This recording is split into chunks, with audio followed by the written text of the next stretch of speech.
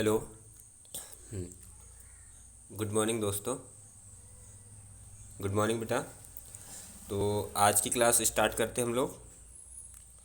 आज की क्लास में हम लोग पढ़ेंगे क्रिस्टलीय जालक का इकाई। ठीक है, क्रिस्टलीय जालक की इकाई। तो क्रिस्टलीय जालक की इकाई में हम लोग इससे पहले क्रिस्टल जालक जालक पढ़ चुके थे। उससे संबंधित जितने भी क्वेश्चंस होंगे हम आज सॉल्व करेंगे। ठीक है, तो सबसे पहले हम क्रिस्टल के बारे में समझ लेते हैं, है ना। क्रिस्टल क्या होते हैं। अच्छा, मैं आज जो पढ़ाऊँगा ना वो आपको मज़ा आ जाएगा भाई समझने में, है ना। आपको इजीली क्लियर हो जाएंगे टॉपिक्स कि क्रिस्टल होते क्या हैं, है ना। इससे पहले भी हमने किया था, शायद याद होगा आपको। तो क्रिस्टल होते क्या हैं, हमने आपको उसकी संरचना दिखाई थी, क्रिस्टल क्या होते हैं। चलो हम पहले क्रिस्टल देख लेते हैं, क्रिस्टल क्या होते हैं। ओके, तो ये क्या दिख रहा है आपको, एक डायग्राम है क्रिस्टल का। क्रिस्टल के डायग्राम के ऊपर हम इसको समझने की कोशिश करते हैं कि क्रिस्टल है क्या चीज़ आखिर में। ओके, तो हमने अगर इसकी डेफिनेशन की बात करी तो क्रिस्टल क्या है, एक संरचनात्मक इकाई। संरचनात्मक मतलब एक संरचनाओं से बनी हुई, और संरचना किससे बनी हुई है, संरचना बनी है परमाणु, अणु और आयन से। ठीक है, तो सबसे पहले क्रिस्टल की डेफिनेशन क्या बोलेंगे आप। क्रिस्टल एक संरचनात्मक इकाई है जो नियमित अवस्था में एक निश्चित क्रम में जुड़ने से बनता है। देखो निश्चित क्रम में जुड़ कर दिख रही है आपको, हम देख पा रहे हैं यहाँ पर हर चीज़ निश्चित क्रम में है। देखो ये जो है ना, इसके आजू बाजू भी वही है और इसके भी आजू बाजू वही है, तो एक निश्चित क्रम में जुड़ रहा है। यहाँ जो हरा है ना, हरा, और ये जो बैगनी कलर का है, ये जो आपको क्या दिख रहे हैं, ये क्या होंगे बताएंगे। ये है बेटा परमाणु। ठीक है, इन परमाणु को मिलकर के एक नियमित अवस्था में जोड़ दिया गया है। ठीक है, निश्चित क्रम में भी जुड़ा हुआ है। देखो एक क्रम दिख रहा है, निश्चित क्रम लाइन से दिख रहा है, ये लाइन से ये है। तो डेफिनेशन बन जाएगी, बहुत सिंपल सी डेफिनेशन है ना। एक बार हम फिर आपको क्लियर करवा देते हैं। संरचनात्मक इकाइयों को नियमित अवस्था में एक निश्चित क्रम में जोड़ने से क्रिस्टल बनता है। क्लियर हो गया टॉपिक। ठीक है, डेफिनेशन लिखवा दें, है ना। चलो, और इसी के बारे में कि क्रिस्टल तो हो गया, अब हम पढ़ रहे थे आज क्रिस्टल जालक, है ना। जालक क्या होता है, तो बेटा जालक क्या होता है। जालक हम बता दें आपको 3D। अब 3D मतलब 3 डायमेंशन, है ना। 3 डायमेंशन मतलब आप इसको इस कोने से भी देखो तो उस टाइप ही दिखेगा, इस कोने से भी देखो तो उसी टाइप दिखेगा, और इस कोने से या इधर से भी देखो। 3 डायमेंशन का मतलब आप किधर से भी देख लो एक ही डायमेंशन के रूप में दिखेगा। ठीक है, जालक है तो जाल जैसे दिख रहा है, देखो आपको, है ना। क्रिस्टल जालक के बारे में पढ़ा रहे हैं हम आपको। तो क्रिस्टल जालक को बोलेंगे त्रिविम, है ना। त्रिविम मतलब 3D में अनंत बिंदुओं। ठीक है, अनंत बिंदुओं में से तात्पर्य क्या है, अनंत बहुत सारे बिंदु हैं, देखो ये, है ना। तो त्रिविम में अनंत बिंदुओं, अनंत बिंदु क्या बताओगे, परमाणु, अणु या आयन। ठीक है, की नियमित अवस्था, कि नियमित, नियमित मतलब एक लाइन से, कि नियमित अवस्था को क्रिस्टल जालक कहते हैं। ठीक है, और क्रिस्टल की परिभाषा क्या हो रही थी, संरचनात्मक इकाई को एक नियमित अवस्था में एक निश्चित क्रम में जोड़ने से बना था। ठीक है, और यहाँ पर क्या हो रहा था, अनंत बिंदुओं को, ठीक है, अनंत बिंदुओं को एक नियमित अवस्था में जोड़ने से क्रिस्टल जालक बना। दोनों डेफिनेशन क्लियर हो गई, दोनों बन जाएगी। ठीक है, हम आगे बढ़े बेटा, आगे बढ़ लेते हैं। ठीक है, हम इसकी सबसे पहले जैसा हमने आपको समझाया है हम उसकी डेफिनेशन करवा देते हैं। ठीक है, ओके। तो हम सबसे पहले क्रिस्टल की डेफिनेशन कर लेते हैं। क्रिस्टल क्या है।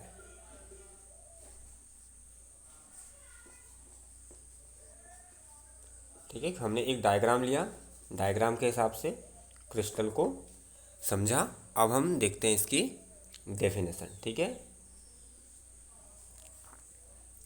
डेफिनेशन क्या होती है, तो हमने क्या बताया था, संरचनात्मक इकाइयों से, संरचनात्मक इकाई, इकाइयों को यूनिट भी बोल सकते हैं। ठीक है, अब ये संरचनात्मक इकाई किससे मिलकर के बनेंगे बेटा, परमाणु, अणु, ओके, एंड आयन। ओके, ये हो गया आपका को। अब ये तो है, अब को एक नियमित क्रम में, एक नियमित, एक नियमित व्यवस्था, एक नियमित व्यवस्था में, एक निश्चित क्रम में,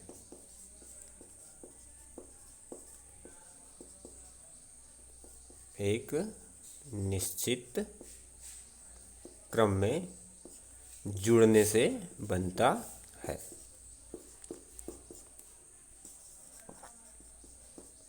से बनता है क्या कहलाता है? क्रिस्टल कहलाता है। डेफिनेशन बहुत सिंपल है ना? डेफिनेशन में कोई प्रॉब्लम नहीं आनी चाहिए। ये हो गई क्रिस्टल की संरचना, क्रिस्टल हो गई, ठीक है। उसकी डेफिनेशन हो गई, एग्जाम में आएगा क्रिस्टल किसे कहते हैं, तो आपको ये डेफिनेशन एग्जाम में लिख देनी है। ओके, अब हमने सेकंड डेफिनेशन पढ़ी किसकी? जालक की, है ना। क्रिस्टल से बना क्या? क्रिस्टल जालक, ठीक है। देखो हम आपको इसलिए ये करवा रहे हैं बेटा कि आप इसको करने के बाद बिल्कुल भी भटकेंगे नहीं, है ना। एग्ज़ाम में जो चीज़ आएगी आप वही चीज़ एग्ज़ाम में लिख करके आएंगे। और हम जो चीज़ें करवाते हैं आप उसको क्या करिए, आप ना उसको एक बार घर में और पढ़िए, ठीक है। देखो हम तो पढ़ा ही रहे हैं, हमारे पढ़ाने के बाद भी अगर आप नहीं करते घर में कुछ, ठीक है, हम बोल जैसा करते हैं वैसे आप हम पढ़ा देते हैं और आप पढ़ लेते हैं, इसके बाद आप नहीं पढ़ते घर में तो आपका ही लॉस है, इसमें हमारा लॉस नहीं है। इसलिए बेटा हम जैसा कह रहे हैं कि आप हमारे समझाने के बाद एक बार घर में पढ़ लीजिए, है ना, और उस पर विचार करिए, है ना, कि सही में ऐसा होता होगा या नहीं होता होगा। जो भी थिंकर्स हुए बड़े बड़े, जर्मन, ब्रिटिशर्स, है ना, ये बड़े बड़े थिंकर्स क्या बने, ये सब साइंटिस्ट, ये जब हमारी बुकें लिखी गई ना, ये बुकें लिखने का पीछे का कारण क्या है? सोचना, है ना। वो लोग सोचते थे, तो सोचो, है ना। जब तक सोचोगे नहीं, ज़िंदगी में ना दो काम बहुत ज़रूरी है, एक तो सोचना चाहिए, है ना, और आपको जो सूटेबल लगे वो करना चाहिए लाइफ में। आपको जो पसंद है वो भी करना चाहिए। देखो अगर हम ये चीज़ें से पिछड़ जाएंगे तो कोई दूसरा व्यक्ति या दूसरा स्टूडेंट हमसे आगे निकल जाएगा बेटा। तो हम क्रिस्टल जालक के बारे में चलते हैं। मैंने क्या बोला था? त्रिवीम। त्रिवीम का मतलब हम किसी भी एंगल से अगर हम उसको देखें तो वो आपको एक समान ही दिखाई देगा। हम त्रिवीम को बोलते हैं 3D, है ना, 3D। आपने 3D मोबाइल देखा होगा, है ना, HD मोबाइल आते हैं, 3D टीवी आती है। 3D का मतलब आप जब टीवी देखते हैं तो टीवी को आप यहाँ खड़े रह करके देखेंगे तो आपको ऐसा लग रहा है कि जो अभिनय टीवी के अंदर हो रहा है, जो पिक्चर है हमको टीवी के अंदर दिख रही है, चित्र, तो यहाँ से देखने पर ऐसा लगेगा कि ये व्यक्ति आपको देख रहा होगा, यहाँ से देखने पर भी आपको ऐसा लगेगा कि ये व्यक्ति आपको दिख रहा होगा, और यहाँ से भी कहीं मैं देख रहा हूँ टीवी तो ऐसा लगेगा कि ये व्यक्ति हमको दिख रहा है ना। तो ये मतलब तीनों एंगल से वैसे ही दिख रहा है, समझ गए। और ये चौथा एंगल आपको जहाँ पर स्थित है वो तो है ही है, मतलब ये 3 डायमेंशन हो गया। अब क्लियर हुआ होगा आपको, ठीक है। चलो, तो ये हो गई, हाँ, इसकी भी डेफिनेशन लिख लेते हैं। तो इसके अंदर क्रिस्टल जालक भी किससे बनता है? परमाणु, अणु और आयन से। परमाणु, अणु, हम क्रिस्टल जालक का एक एग्जांपल अभी लेते हैं, ठीक है। आयन, ठीक है, कि नियमित व्यवस्था को क्रिस्टल जालक कहते हैं। बस इस छोटी सी परिभाषा है कि नियमित व्यवस्था,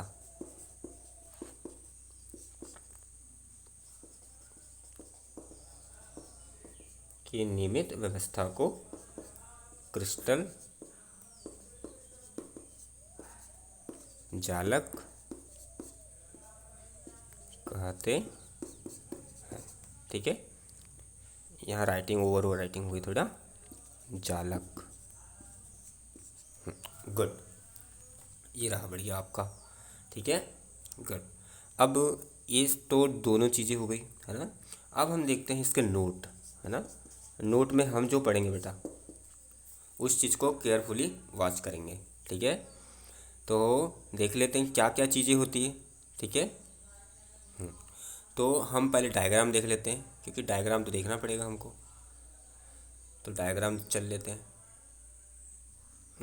यहाँ पर आप देख रहे होंगे कि ये जो त्रिविम जालक है ना, त्रिविम जालक का जो प्रत्येक बिंदु है, मतलब बिंदु से मतलब परमाणु, अणु और आयन, तो ये प्रत्येक बिंदु क्या है बेटा, प्रत्येक बिंदु अन्य बिंदुओं के बिल्कुल समान है। देख लो, ये प्रत्येक बिंदु अन्य बिंदु, ये भी बिंदु है, इनके एक समान है। ठीक है, क्लियर हो रहा है ना, कि जैसा ऐसा तो नहीं है कि ये यहाँ पर है तो ये इधर है ना, तो एक समान है। देखो ये चारों बने हुए हैं ऐसे, तो यहाँ भी चारों बने हुए हैं, तो एक समान है। ठीक है, तो यह चीज़ें आप याद रहेंगे कि त्रिविम जालक का प्रत्येक बिंदु अन्य बिंदुओं के बिल्कुल समान होता है। ये आपका क्लियर हो गया। पहला नोट, पहला नोट क्या बोला मैंने, त्रिविम जालक का, ये जो आपको डायग्राम दिख रहा है, प्रत्येक बिंदु, ये जो प्रत्येक बिंदु दिख रहे हैं, प्रत्येक बिंदु अन्य बिंदु, अन्य बिंदु मतलब दूसरे वाले, ये चारों तरफ के अन्य बिंदुओं के बिल्कुल समान है। देखो समान रहेगा, पास पास रहेंगे, तो एक जालक का रूप दिख रहा है आपको, दिख रहा है आपको, ये जालक के रूप में। ठीक है, तो यही चीज़ उसमें नोट में लिखी गई है। फिर सेकंड नोट देख लेते हैं बेटा। अब जो हमने आपको बताया था कि त्रिविम जालक किससे मिलकर के बनता है ना, सेकंड नोट कह रहा है कि त्रिविम जालक बनता है अणु और परमाणु के समूह से मिलकर बनता है। ठीक है, तो ये याद रखना है, त्रिविम जालक किससे मिलकर के बनता है, अणु और परमाणुओं के समूह से मिलकर बनता है। ठीक है, पहला वाला क्या बोला मैंने, पहला वाला बोला था कि त्रिविम जालक का प्रत्येक बिंदु अन्य बिंदुओं के बिल्कुल समान है, और दूसरा नोट बोला मैंने, त्रिविम जालक का प्रत्येक बिंदु परमाणु और अणुओं से मिलकर के बनता है। क्लियर हो गए दोनों चीज़, ओके। चलो हम आगे चलते हैं।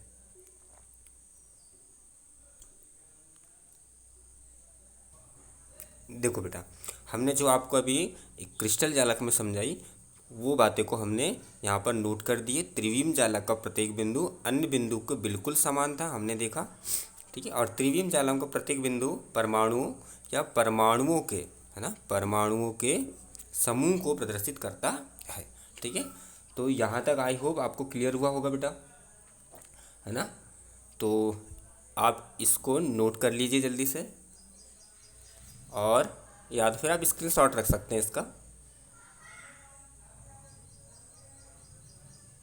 अच्छा, इस में कहीं भी आपको कुछ भी प्रॉब्लम है तो आप हमसे पूछ सकते हैं, है ना, हम इसको आपको बता सकते हैं सोल्यूशन जल्दी से।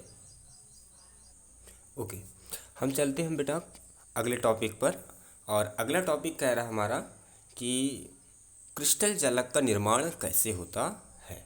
ठीक है, क्रिस्टल जालक का निर्माण कैसे होता है। अब जैसे हमने आपको क्रिस्टल जालक की संरचना दिखाई थी इस टाइप से, है ना, तो इसका निर्माण कैसे हुआ होगा, इसका निर्माण कैसे हुआ होगा हमको ये समझना है। ठीक है, तो ये क्वेश्चन अगर पूछेगा तो इसके अंदर क्या होती हैं, ये एकक कोशिकाएं होती है। ठीक है, एकक कोशिकाएं, एक कोशिका क्यों बोल रहा हूँ, जैसे मैं, आपने ईंट की दीवार देखी होगी, है ना, ईंट की दीवार, आपके घरों में काम चलता है तब ईंट की दीवार चलाते हैं, तो वो ईंट की दीवार चलाने पर क्या होता है बेटा, ईंट की दीवार चलाने पर एक ईंट जोड़ते हैं, तो एक एक ईंट है जो वो एक कोशिका कहलाती है। ठीक है, एक कोशिका या कोष्ठिका बोलते हैं जिसको, इसको यूनिट सेल भी बोल सकते हैं। ठीक है, इंग्लिश में, तो वो एक ईंट यहाँ पर चला दी, फिर दूसरी यहाँ, तो ऐसे करते करते ईंट, बहुत सारी ईंट मिलकर के एक कोशिका का निर्माण करती है, जिसे ही हम क्या बोलते हैं, क्रिस्टल जालक बनता है। ठीक है, एक एक ईंट जोड़ करके एक दीवार बन गई, और इस दीवार को हम किस में कन्वर्ट कर देंगे, दीवार का नाम क्या रख देंगे, क्रिस्टल जालक। आप समझ में आया कैसे निर्माण होता है। एक उदाहरण लिया हमने, ईंट का माध्यम लिया, ईंट की दीवार यहाँ ली, है ना, एक ईंट से ऐसे ऐसे बनाते गए, तो ईंट ईंट जुड़ करके, मतलब वो ईंट को उसने क्या बोला, एक ईंट को बोला एकक कोशिका या कोष्ठिका, केमिस्ट्री में कोष्ठिका बोल रहा है। ठीक है, क्लियर हुआ, अब बन जाएगा। ठीक है, अगर आपको बोला कि इकाई सेल समझाइए, है ना, इकाई सेल, या फिर बोला एकक कोष्ठिका, एकक कोष्ठिका को समझाइए, तो आपको क्या बोलना है कि बिंदुओं का त्रिविम समूह, क्या बोलोगे, बिंदुओं का त्रिविम समूह होता है, जिसे बार बार दोहराने पर संपूर्ण क्रिस्टल जालक का निर्माण होता है। देखो बार बार दोहराना पड़ेगा, देखो बार बार कैसे नहीं दोहराएंगे भाई, यहाँ पर जो ईंट लगी है वो वैसी ईंट यहीं लगेगी ना, है ना, फिर वो ईंट यहाँ भी लगेगी, फिर वो ईंट यहाँ, तो बार बार वही चीज़ तो दोहराएंगे ना। अरे जब आप ईंट की दीवार चढ़ाते हुए देखे होगे ना मिस्त्रियों को, तो वो क्या करते हैं, वो ईंट को बार बार ही तो दोहराते हैं। ठीक है, तो सीधे सीधे क्या लिख लोगे, बिंदुओं का त्रिविम समूह, बिंदुओं का त्रिविम समूह, त्रिविम समूह, ठीक है, होता है। हमने बिंदुओं का मतलब ऐसा वाला अभी जो डायग्राम देखा था ना, ये बिंदुओं का त्रिविम समूह होता है, जिसे बार बार दो, बार बार देखो, ये फिर वही दोहरा दी, ये फिर वही दोहरा दी, जिसे डेफिनेशन बना रहे हैं हम, जिसे बार बार दोहराने पर, जैसे बार बार दोहराने पर संपूर्ण क्रिस्टल जालक का निर्माण होता है।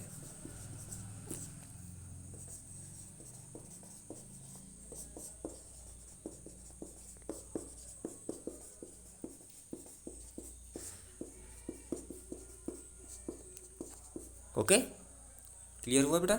ये डायग्राम कैसे बना, है ना, बार बार दोहराए, ठीक है, बिंदुओं का त्रिविम समूह लिया, डेफिनेशन भी बन गई, याद रहेगा, बिंदुओं का त्रिविम समूह होता है, बार बार दोहराने पर क्रिस्टल जालक बनता है। सिंपल सी डेफिनेशन है, क्लियर करना जरूरी था। ठीक है, अब हम एक डायग्राम और देख लेते हैं कि इकाई सेल का डायग्राम कैसे होता है ना। चलो,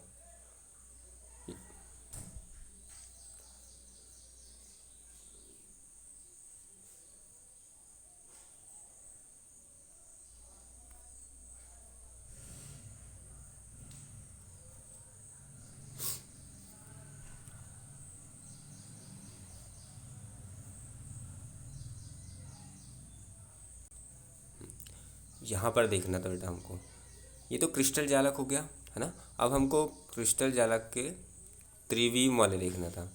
ये क्या दिखा दिया अभी,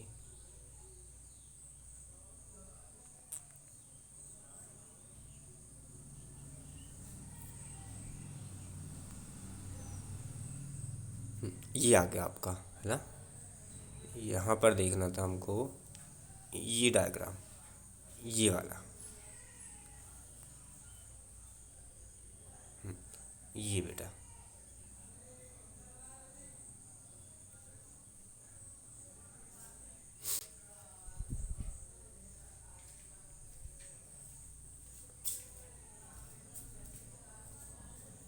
ये डायग्राम दिख रहा है आपको, है ना। ये डायग्राम में हमको जो क्रिस्टल जालक हमने बनाया है ना, तो सबसे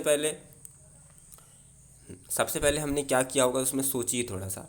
सबसे पहले हमने किया होगा कि सबसे पहले एक ईंट की दीवार चलाई होगी, तो वही वाली जो ईंट की दीवार है, इसी को उसने क्या बोला है, इसी को बोला है उसने एकक कोष्टिका, है ना। ये जो रेड कलर का आपको दिख रहा है ना, रेड कलर का अंदर जो दिख रहा है ना, ये वाली, है ना, ये इतने एक कोशिका है समझ लो। ठीक है, इस टाइप के फिर बहुत सारे बनाए होंगे उनने, जैसे अभी तो हम इसको एक ले रहे हैं, फिर ऐसे ऐसे बनाए होंगे, इधर इधर टू होगा, ठीक है, फिर और इधर साइड में जाएंगे, इधर थ्री, इधर फोर, तो ऐसे बहुत सारे ईंटों से मिल करके, ठीक है, ईंटों से मिल करके एक दीवार बनती है। और उस दीवार में हम देख पा रहे हैं कि क्रिस्टल जालक की संरचना के सबसे पहले क्या है, एक जाल के रूप में दिखाई देता है। ठीक है, जिसे बार बार दोहराया गया है। एक बार बनाने के बाद जैसे आप बन गया, आपका एक क्रिस्टल जालक बन गया रेड कलर का, फिर उसी को दोहरा दिए, फिर उसी को दोहरा दिए, फिर उसी को दोहरा दिए, तो एक संपूर्ण क्रिस्टल जालक की व्यवस्था हो जाती है। ठीक है, तो आप ऐसा डायग्राम बना भी सकते हैं, वैसे कोई ज़रूरी नहीं, एग्ज़ाम में बना सकते हैं, है। तो आप इसको, ये हो गया आपका इस टाइप में। अब हमने क्या करके आपको दिखा दिया बेटा, अक्ष के रूप में दिखाना चाह रहा है, ठीक है, अक्षीय रूप में। तो एक सेल में कितने पैरामीटर होते हैं, ठीक है, तो ये आपको क्वेश्चन करेगा एक सेल में कितने पैरामीटर होते हैं। ठीक है, तो हम देख लेते हैं अक्ष पर उसकी लंबाई के हिसाब से। ठीक है, आपको पता होता है, आपको पता होना चाहिए थोड़ा सा कि एक्स अक्ष क्या होते हैं और वाई अक्ष क्या होते हैं, है ना। तो एक्स अक्ष क्या होते हैं बेटा, ये आपका एक्स अक्ष है, इधर आपको नहीं दिख पा रहा है, ठीक है। ये नीचे सर वाई। जी आपकी आवाज नहीं आ रही है।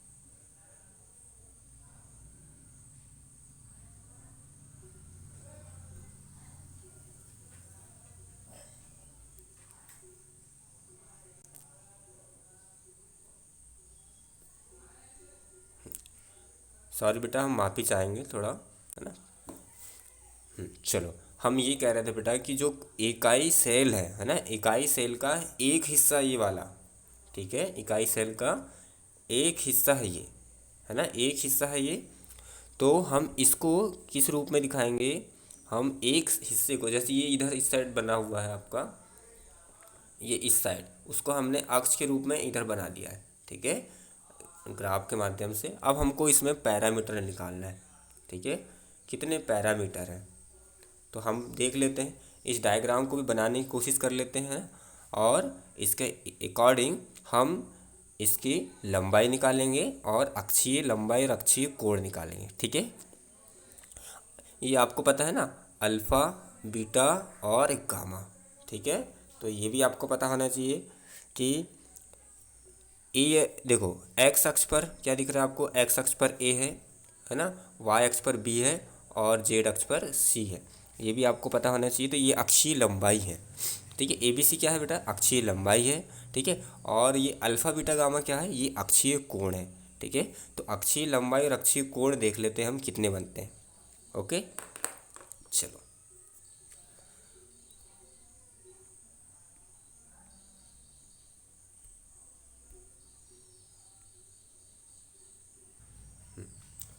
तो इसमें पैरामीटर पूछा हमको, पैरामीटर कितने होंगे तो देख लेते हैं कितने होंगे।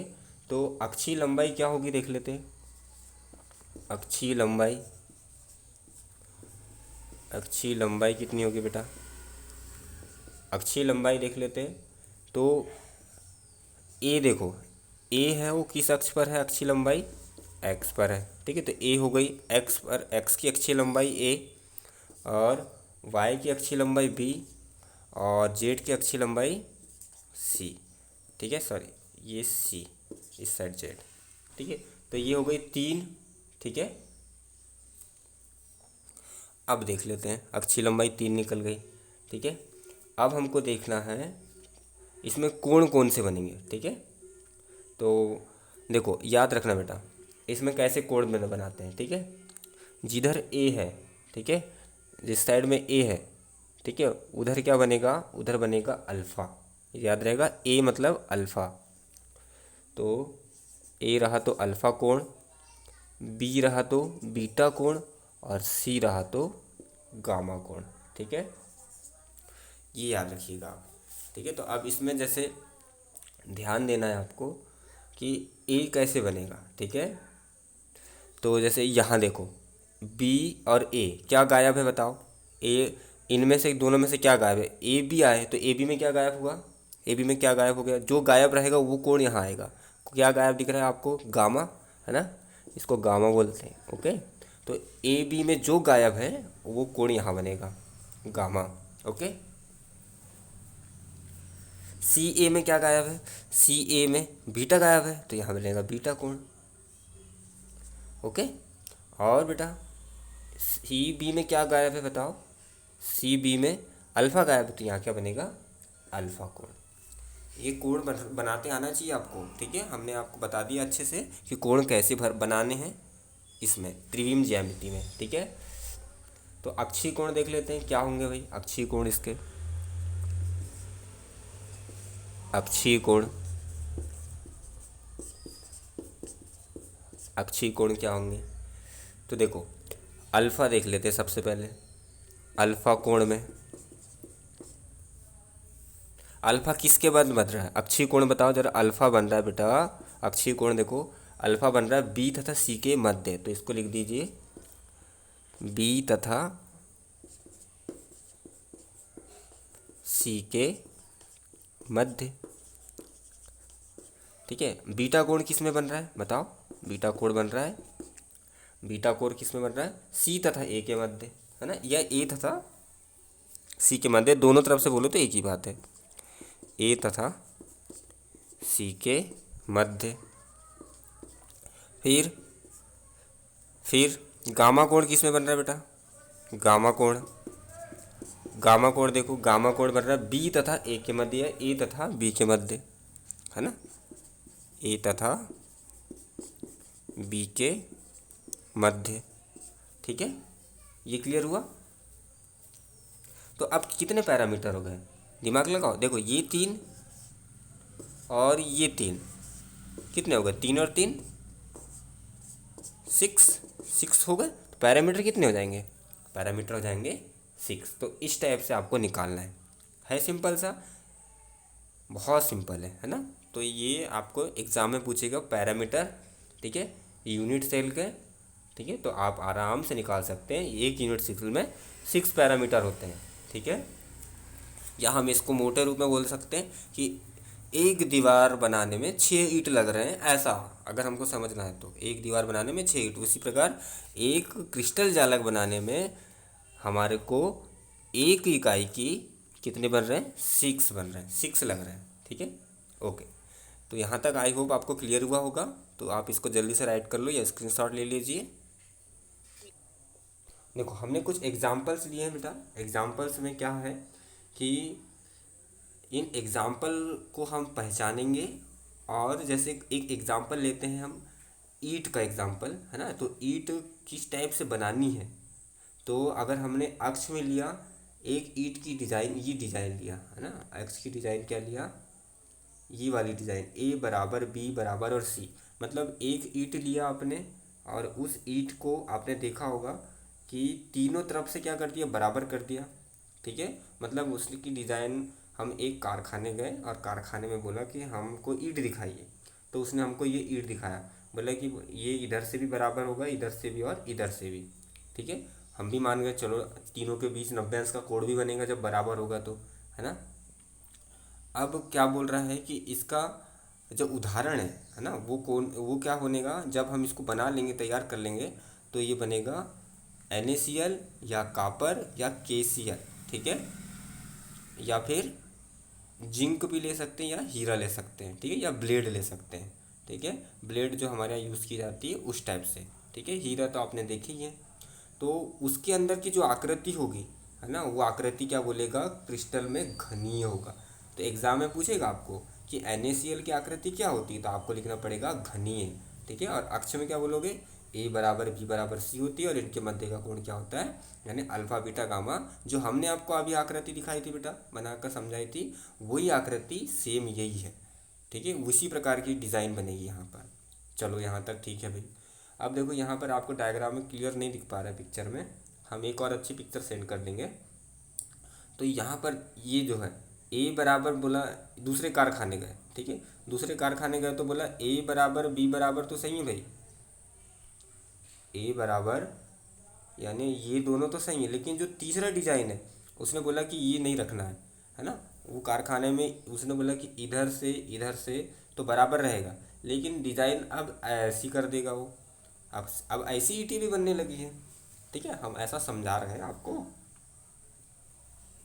ईंटों के माध्यम से, लेकिन ये क्या है, क्रिस्टल जालक है। तो उसने बोला कि ये दो भाग तो बराबर हो गए, ए बराबर बी बराबर, लेकिन वो सी वाला है, ये तो बराबर नहीं है, ये तो अलग हो गया, ठीक है। तो इस कंडीशन में ये क्या बनेगा, ये बनेगा किसका एग्जाम्पल बनेगा भाई, ये बनेगा टीन का, ठीक है, टीन का बनेगा।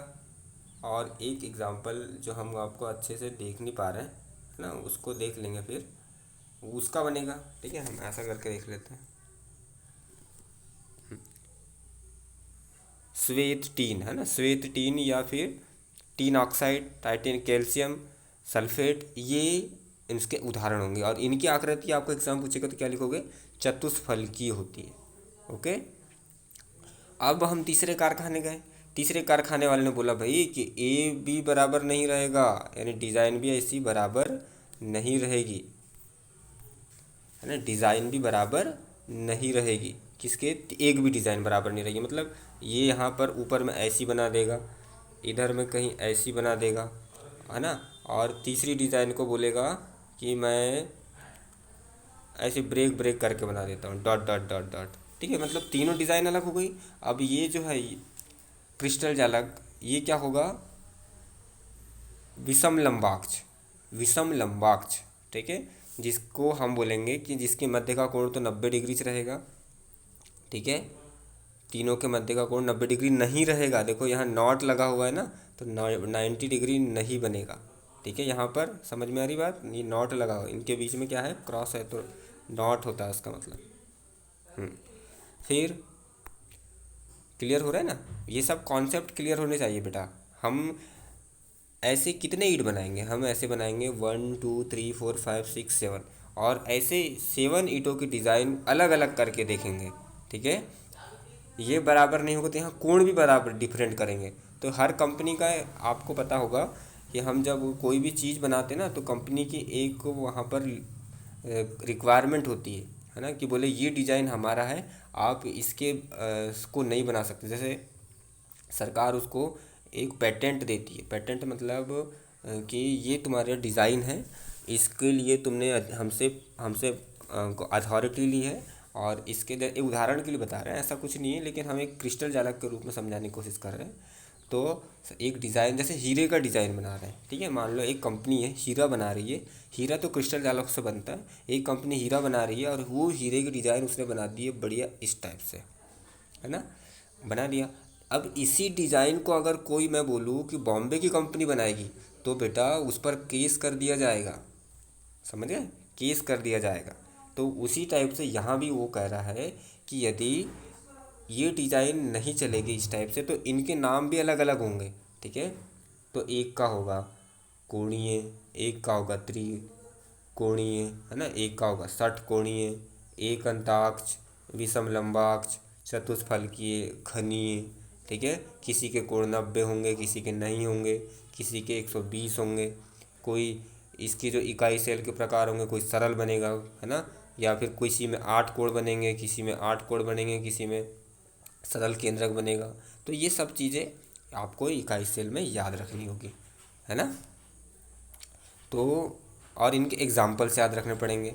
तो एक क्रिस्टल जालक में ये सब चीज़ें आपको याद रखनी पड़ेगी, ठीक है। हमने जो अक्ष के हिसाब से आपको समझाया, पैरामीटर, है ना, पैरामीटर के हिसाब से समझाया था, एक समझाया था, अब आपको हमने बता दिए इतने सारे एग्जाम्पल्स, ठीक है। तो इसको याद रखना है आपको एग्जाम्पल, एग्ज़ाम की दृष्टिकोण से। तो आई होप यहाँ तक आपको पूरा क्लियर हुआ होगा।